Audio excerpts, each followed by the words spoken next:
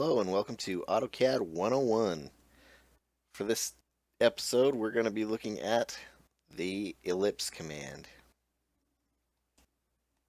So if you don't have a drawing open already, go ahead and open one. And the ellipse command can be found on the draw bar or on the ribbon in the draw window, right between rectangle and hatch. And you'll see we have three different options: center, axis end, and elliptical arc. All three of those can be reached through the typing EL on the keyboard for the ellipse shortcut. And you see it comes up asking specify axis endpoint or arc, center. By default, it tries to make the axis end or use the axis end method for creating the ellipse. So let's go ahead and pick a first point. And then it asks for the other end point of axis. And then it asks you to specify distance to other axis. It defines an ellipse with two radiuses. The first radius, which we selected when we picked the two endpoints. We essentially picked the diameter. And then the second radius, which afterwards you can shorten either of these as well.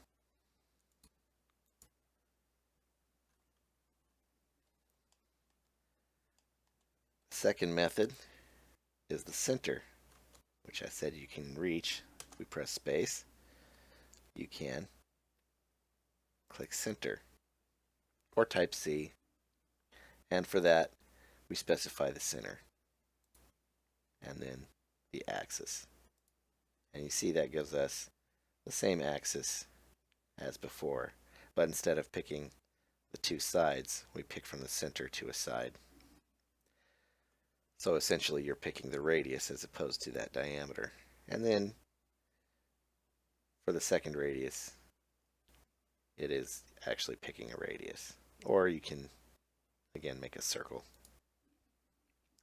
The difference is this doesn't make a circle, it makes an ellipse object. It may look like a circle, but you can pull these two radiuses separately.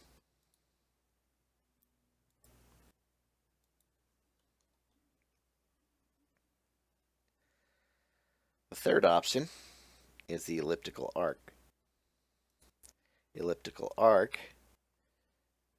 looks much the same way, and you can even use the center option for arc. You pick the two axes. You pick the distance to the second axis, the same as you do in the regular ellipse command. But now you have a couple more options. You can enter a parameter, or you can specify a start angle.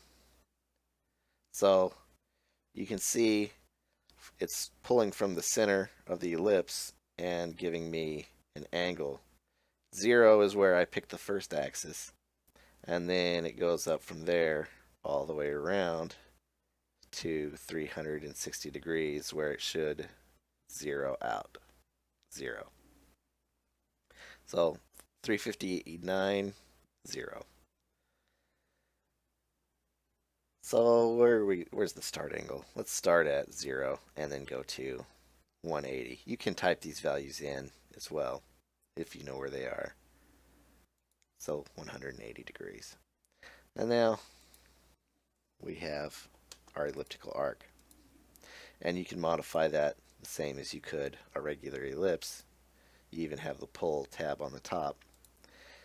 You have the added option of, if I can get to it, there we go.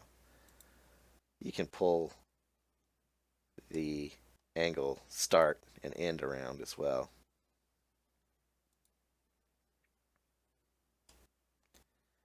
So you can make it almost a complete, well, maybe, I think you can. No, it doesn't want to. You may be able to get close. You might not be able to close the ellipse.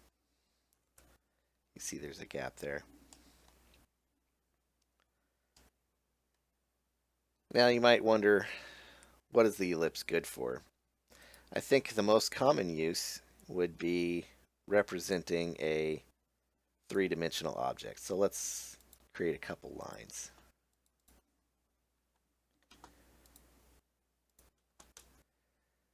And then let's make an ellipse.